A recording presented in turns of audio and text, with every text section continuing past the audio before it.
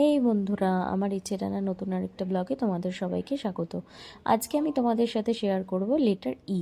Letter ই দিয়ে অনেক কিছুই হয়, E for egg, E for elephant, কিন্তু আমি আজকে তোমাদের সাথে খুবই একটা আনকমন জিনিস শেয়ার করছি, সেটা হচ্ছে egg plant. E for egg plant. আমি এগ প্লান্টটা এই জন্যই চুজ করলাম কারণ কি এটা আঁকাটা খুবই ইজি, যে কেউ তোমরা এঁকে নিতে পারবে।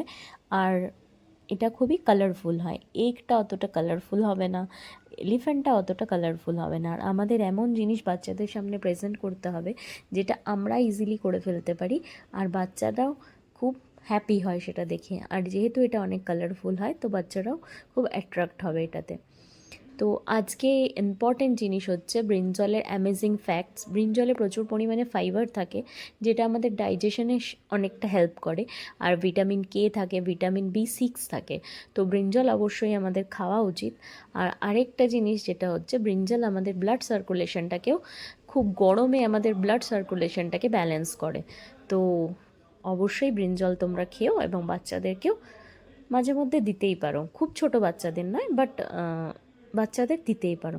চলো, টাটা, দেখা হবে।